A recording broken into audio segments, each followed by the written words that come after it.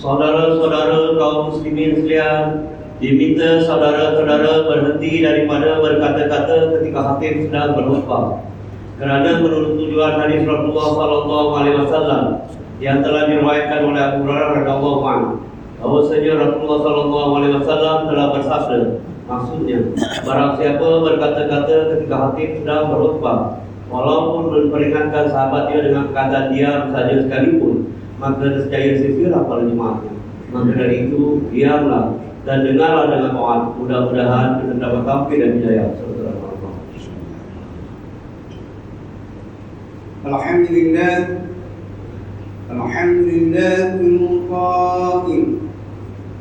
Ya Daud, inna ja'alnaka khalifatan fil ardi fahkum bainan nasi bil haqqi wa la tattabi'al hawa fayudillaka 'an sabilillah. Innal ladzina yudilluna 'an sabilillahi lahum 'adzabun syadidun bima nasu yawmal hisab.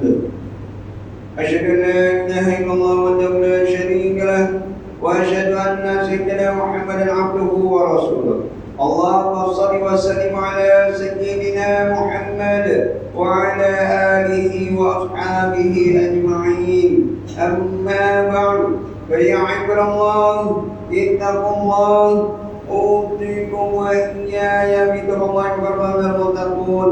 قال الله تعالى في كتابه العزيز: يا أيها الذين آمنوا أطيعوا الله وأطيعوا الرسول وأولي الأمر منكم فإن تنازعتم في شيء فردوه إلى الله والرسول إن كنتم تؤمنون بالله واليوم الآخر ذلك خير وأحسن تأويلا. Surah An-Nisa ayat 29 yang bermaksud, wahai orang yang beriman, taatlah kamu kepada Allah dan taatlah kamu kepada Rasulullah dan kepada ulil amri, yaitu orang yang berkuasa daripada kalangan kamu. Kemudian jika kamu berbantah-bantah yakni berselisihan dalam sesuatu perkara, maka adalah kamu mengembalikannya kepada kitab Allah, yaitu Al-Quran dan As-Sunnah Rasulnya, jika kamu benar-benar beriman kepada Allah dan hari akhirat. Yang demikian adalah lebih baik bagi kamu dan lebih elok pula kesudahan. Sidang Jumat yang dirahmati Allah sekalian, marilah kita meningkatkan rasa takwa kita kepada Allah Subhanahu wa taala dengan bersungguh-sungguh melaksanakan segala perintahnya dan meninggalkan segala larangannya. Mudah-mudahan ketakwaan yang dibina pada hari ini mampu untuk menundukkan hawa nafsu dan membentuk jiwa bebas daripada belenggu syaitan. Ibadah Jumat pada hari ini akan menyentuh tentang tajuk jalan menundukkan hawa nafsu. Sidang Jumat yang dirahmati Allah sekalian, nafsu adalah merupakan fitrah yang diciptakan oleh Allah Subhanahu wa taala dalam diri setiap manusia. Ia adalah sebuah anugerah yang melengkapkan diri seseorang manusia. Tanpa nafsu, kehidupan manusia akan menjadi seperti kayu yang berdiri tanpa tidak memberi apa-apa kesan. Allah Subhanahu wa taala memberikan dua anugerah yang istimewa kepada manusia, yaitu memiliki akal dan juga nafsu. Perkara yang membedakan di antara manusia dengan hewan adalah akal. Hewan dikurniakan nafsu, tetapi tidak dikurniakan akal pikiran. Sesungguhnya manusia yang hanya mengikut hawa nafsunya dan tidak mampu menggunakan akal pikiran adalah tidak jauh bezanya dengan hewan. Allah Subhanahu wa taala memberi peringatan kepada manusia supaya mengatur kehendak hawa nafsu mereka pada tempat yang betul.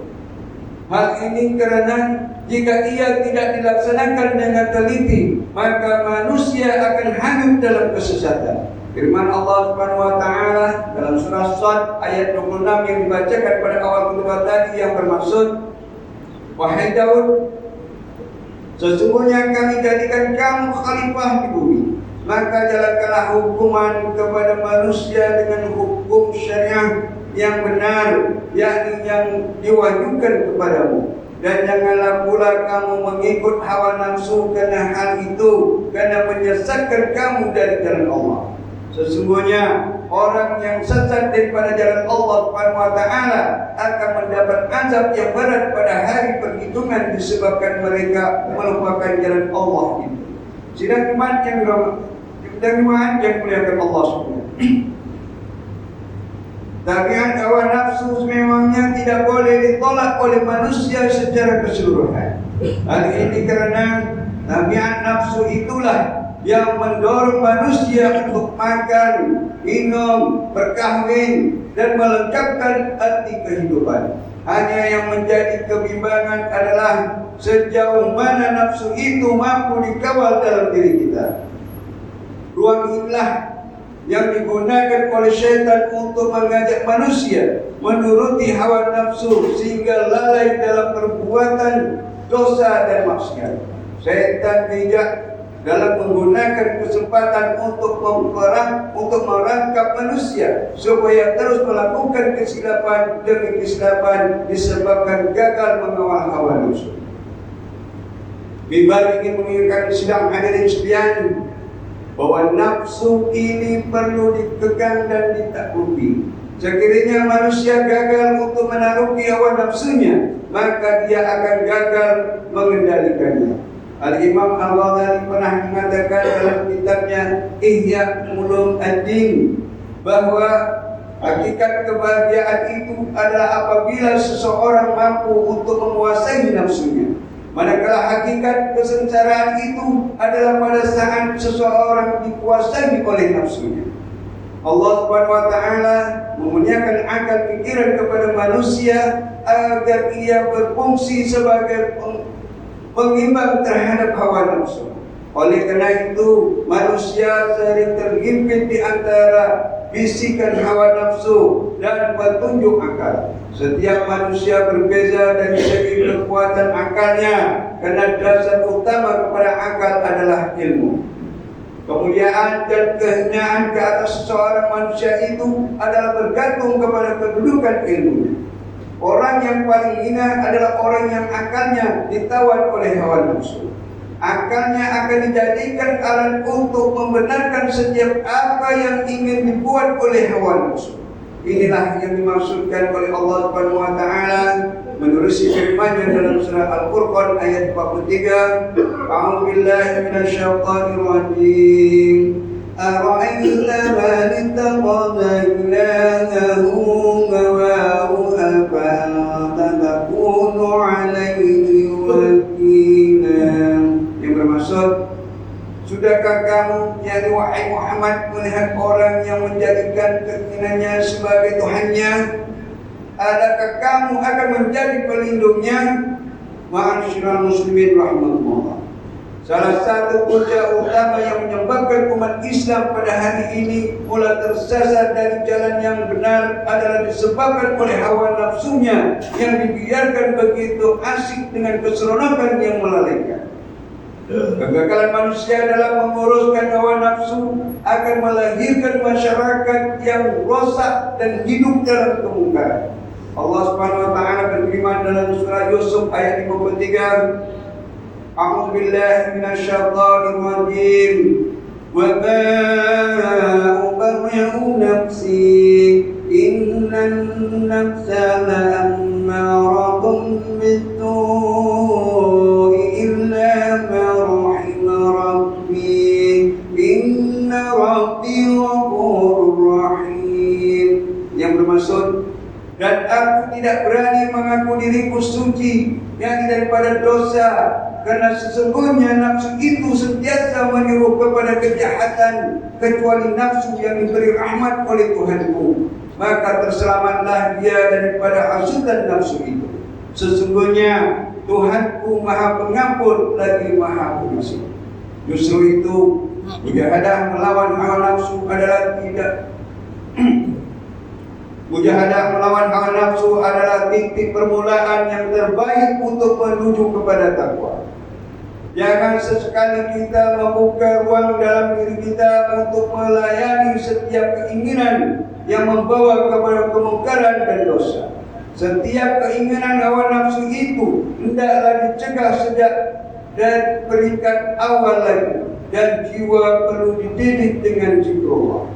Selain itu, di antara amalan yang boleh membantu usaha kita untuk melawan hawa nafsu ialah: pertama, hendaklah selalu mengisi masa dengan zikrullah, seperti memperbaikan ibadat salat sunat dan membaca Al-Quran. Hal ini karena hati yang lalai sangat mudah diperangkap oleh syaitan.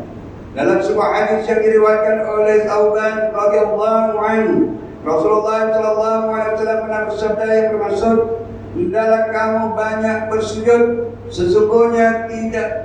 Sesungguhnya tidaklah setiap kali kamu bersujud kepada Allah itu, melainkan Allah akan mengangkat kedudukanmu dengannya satu derajat dan menggugurkan satu dosa daripada dirimu. Kedua, menundukkan hawa nafsu melalui jalan berpuasa.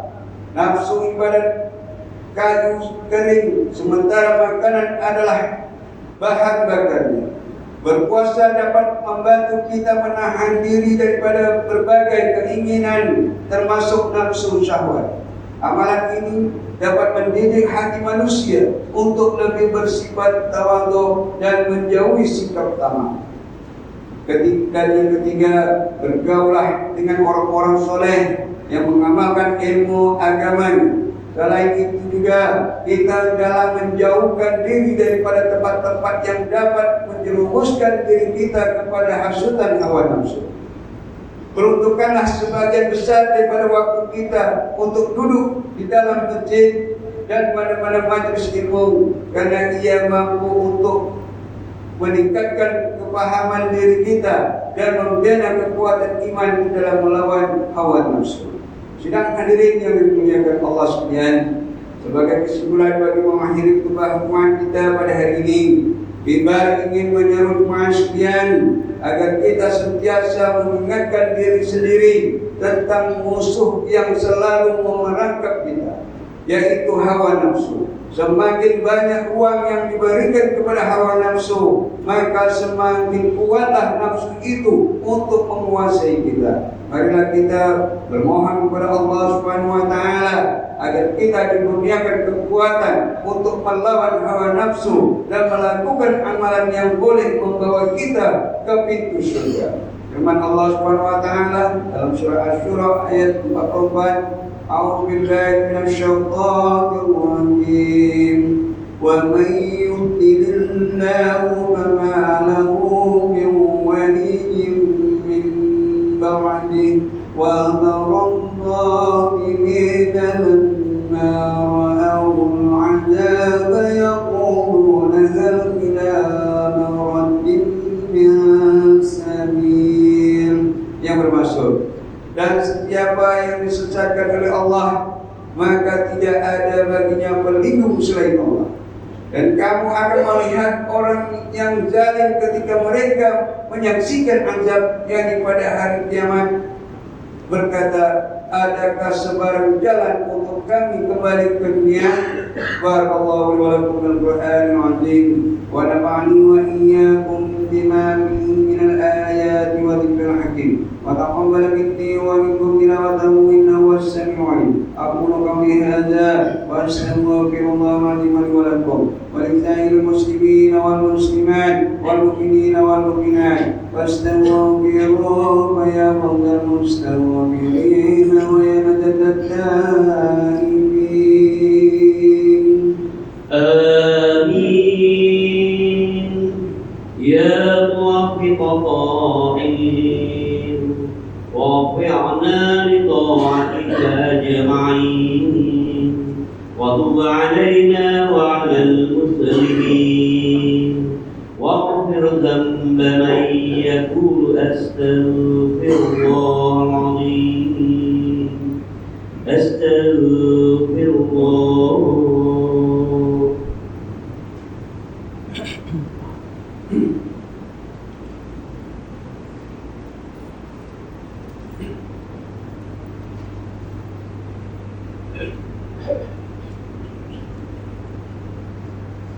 الحمد لله حمدا كثيرا كما أمر أشهد أن لا إله إلا الله وحده لا شريك له إقرارا بربوبيته وإرغاما لمن جحد به وكفر وأشهد أن سيدنا محمدا سيد البشر صلى الله وسلم على سيدنا محمد وعلى آله وصحبه من تقر العين بنظر وأذن بقبال أما بعد فيا عباد الله اتقوا الله فيما أمر واتقوا عما نهاكم عنه وزجر. Wahai hamba Allah, ingatlah bahwa dunia ini adalah tempat tumpangan untuk sementara. Akhirat juga adalah sebenar-benar tempat yang kekal untuk selama-lamanya. Oleh itu, marilah kita bertakwa kepada Allah untuk mendapatkan kebahagiaan serta menyelamatkan diri daripada siksaan api neraka. Allah berfirman dalam surah Al-Anzab ayat 56, Inna Allah malaikatahu yusalluna 'alan nabi ya ayyuhallazina amanu sallu 'alaihi wa sallimu taslima. Yang bermaksud, sesungguhnya Allah dan malaikatnya berselawat yang memberi segala penghormatan dan kebaikan kepada Nabi Muhammad SAW. Wahai orang yang beriman, berselawatlah kamu kepadanya serta ucapkanlah salam sejahtera dengan penghormatan yang sepenuhnya. Allahumma shalli wa sallim ala sayyidina Muhammad wa ala ali sayyidina wa maulana Muhammad. Marilah kita bermohon kepada Allah Subhanahu wa taala semoga Allah meridai khalifah Rasulullah sallallahu alaihi wasallam yaitu Sayyidina Abu Bakar As-Siddiq radhiyallahu anhu, Sayyidina Umar bin Khattab radhiyallahu anhu, Sayyidina Utsman bin Affan radhiyallahu anhu dan Sayyidina Ali bin Abi Thalib radhiyallahu anhu dan sahabat-sahabat baginda yang sama-sama berjuang menegakkan agama Allah yang Maha Suci ini radhiyallahu anhum. Seterusnya kepada bapa saudara dengan kita Sayyidina Hamzah dan Sayyidina Abbas radhiyallahu anhuma, cucu dan cucu baginda Sayyidina Hasan dan Sayyidina Husain radhiyallahu anhuma, putri-putri baginda Sayyidatina Fatimah Zahra dan lain-lainnya radhiyallahu anhuma. Istri-istri baginda Sayyidatina Khadijah, Sayyidatina Aisyah dan lain-lainnya radhiyallahu anhuma. Kepada sekalian keluarga, sahabat-sahabat, pengikut sahabat radhiyallahu anhum dan yang menuruti mereka itu dari masa ke masa hingga hari kiamat. Allahumma ighfir lil muslimin wal muslimat wal mu'minina wal mu'minat al ahya'i minhum wal amwat. Ya Allah, ampunkanlah sekalian kaum muslimin dan muslimat, mukminin dan mukminat, sama ada yang masih hidup ataupun yang telah meninggal dunia. Ya Allah, peliharakanlah akidah kami yang berlandaskan akidah Ahlussunnah wal Jamaah, aliran aman syakirah dan al-malah. Ya Allah, pelihara, lindungi, jauhi dan selamatkanlah apalah kiranya diri kami ini, zuriat keturunan kami, keluarga kami dan umat Islam keseluruhannya daripada apa jua bala dan bencana, wabak dan penyakit, segala mara bahaya, kesusahan dan keburukan. Ya Allah, kurniakan kemuliaan dan kesejahteraan kepada mereka yang berjihad dan menafkahkan hartanya ke jalan-Mu seperti pembayar-pembayar zakat, pewakaf-pewakaf dan seumpamanya. Ya Allah, kurniakanlah taufik dan hidayah, kekuatan, kesejahteraan dan pertolongan kepada ketua-ketua negara Islam dan raja-rajanya, khasnya kepada Amir al-Haris al-Syari'ati, Sultan Ibrahim bin Al-Mahmud Sultan Iskandar, Sultan yang dipertuan bagi negeri dan jajahan Takluk Johor Darul Banjir. Kepada Raja dari Sofia binti Al-Mahmud Sultan Idris Shah Permaisuri Johor, kepada Tunku Ismail bin Sultan Ibrahim Tunku Mahkota Johor dan Cik Puan Mahkota Khalidah Johor, Tunku Iskandar binti Tunku Ismail Raja Muda Johor, paduka putra-putra dan putrinya, kerabat-kerabat raja dan rakyat sekalian. Allahumma a'inil Islam wal muslimin wa qul tawallahu mutani an sayyiati wal musyrikin wa kullu man wa'anu lil Allahumma qanil hukumal muslimin wa qidna 'anil madinin wa anzil qanatul majnunin wa ja'al hadzal balada aminan mutma'innan wa sa'ira biladil muslimin. Amin ya rabbal alamin. Allahumma naqqina wa dhurriyyatina wa qulna wa qana jannata wa anrar ya aziz ya ghaffar ya rabbal alamin. Rabbana hab lana min azwajina wa dhurriyyatina qurrata a'yunin waj'alna lil muttaqina imama. Rabbana hab lana wa li ikhwanina alladhina sabaquna bil iman wa la taj'al fi qulubina ghillan lil ladzina amanu rabbana ربنا إنك رؤوف رحيم ربنا آتنا في الدنيا حسنة وفي الآخرة حسنة وقنا عذاب النار والحمد لله رب العالمين. عباد الله إن الله يأمر بالعدل والإحسان وإيتاء ذي القربى وينهى عن الفحشاء والمنكر والبغي يعظكم لعلكم تذكرون واذكروا الله العظيم يذكركم واشكروه على نعمه يزدكم ولذكر الله